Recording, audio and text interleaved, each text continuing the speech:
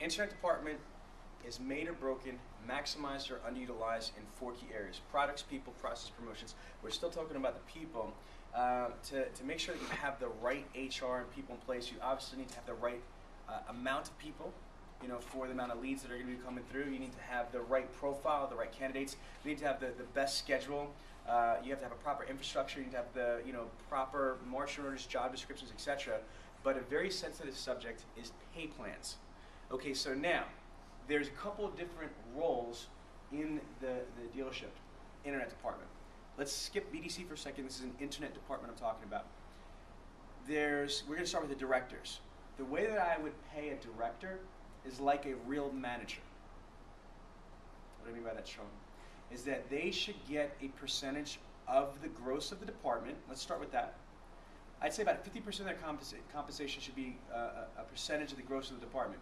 So if they're generating $100,000 gross in the department, what is that worth to you if you're a dealer? Is that worth 10%? Is that worth 10 grand? Is that worth 8%?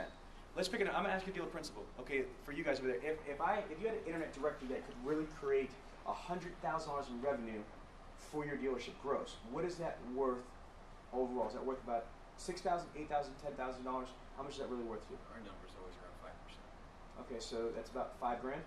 Okay, so let's just use that. Not saying I agree or disagree. I'm just using a real dealership. That's not overall compensation. That's a bonus. Okay, so let's just say 5% is $5,000. What I would suggest is this: you cut that in half. Okay, this is very important. If your number is 5,000 for 100 grand, I would put half of their compensation is going to be the percentage of gross. The other half of the compensation should be for what they have control over. Having their employees create appointments that show up. Follow me on this. To sell 50 units at 2 G's a copy, that's your 100 grand. Everybody with me on that? Again, that's how I came with $100,000. If, let's say, Gene sold 50 units out of his department, average 2 G's a copy, that's 100 grand. You said that's about 5 G's. It is what it is.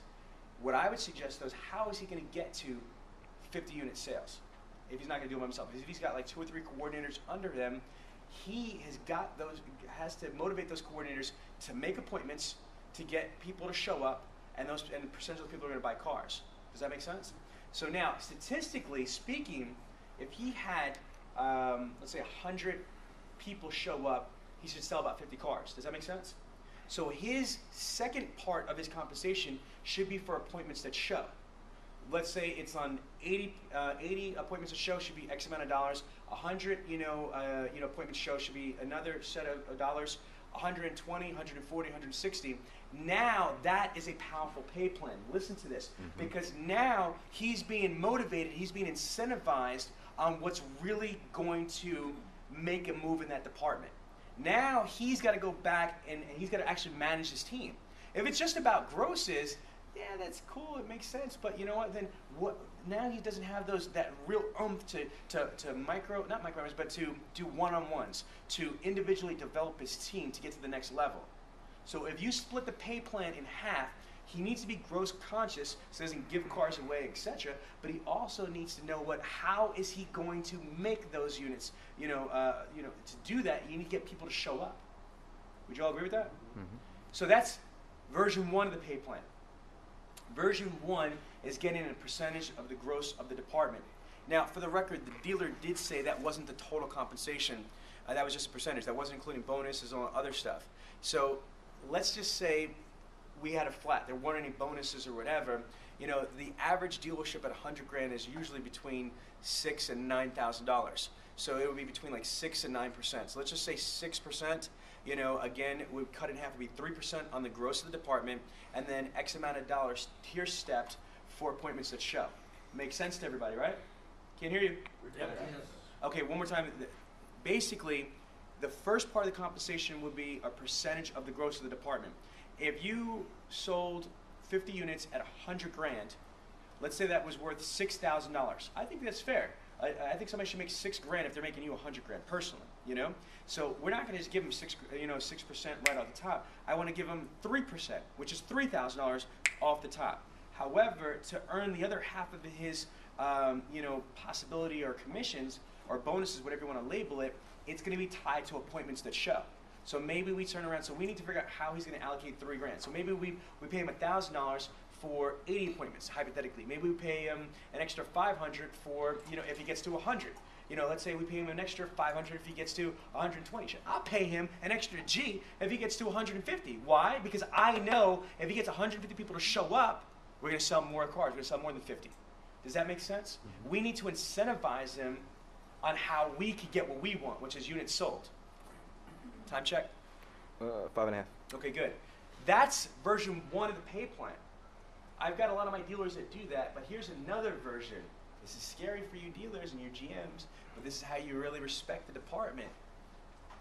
But I'm gonna bait you into this loudly. I want to hear you say this loudly. Is it true that the average prospect, let's say the percentage is about 88 to 98% of Americans go online before they step foot into the dealership? Is that correct?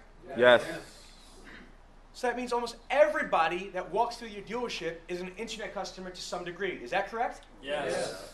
Okay, so then why are we going to segregate that department? Why not pay that director, a real director, not the parts manager's daughter, okay? The real director, a percentage of the gross of the overall of the dealership. Think about that. It doesn't have to be, 6%, it doesn't have to be 3%. Maybe you turn around and pay that department, that department head, that internet director, 1%, 1.5% of the gross of the entire store. Store or the department? I'm sorry, store. The second version, the second pay plan is the store. Department. Yes, is the entire new car department for sure. Not the store. No, well, the sales department, I should say. So we're clarifying. Not including service department. No, not in service. Not unless they're doing service, internet service, internet fixed ops. So new and used, correct? Absolutely. Think about that. If this internet manager is actually bringing new cars and used car sales to your dealership, if this internet director is bringing new and used car sales to your dealership, why not? Especially if you don't have segregated internet staff. If it's the open floor that's selling these units, why not pay him like another sales manager at your dealership? Does that make sense to everybody? But we don't do that because they're not a real manager. Are you kidding me? It's not a real department. Why not? Why isn't he? Why isn't she? Why isn't it a real department? Perception is reality. So option 1 is that you could treat it as a department, pay him a percentage of the gross of the department and, compensation on appointments at show, or pay him on a percentage of the sales of the dealership, new and used, of the entire store's sales, okay? Like a mini GSM, so to speak. He's going to get, a percentage of the sales. Now, I would still split it, though.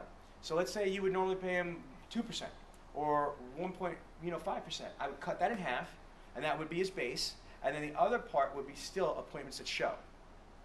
Now you're incentivizing, the director that way. Time check? 1.5 minutes left. Okay, now, what would I pay a coordinator, an appointment setter? I would pay that person between $350 to $400 a week salary, $1 for every appointment made, $15 for every appointment show, $25 for every delivery. And I'll repeat that.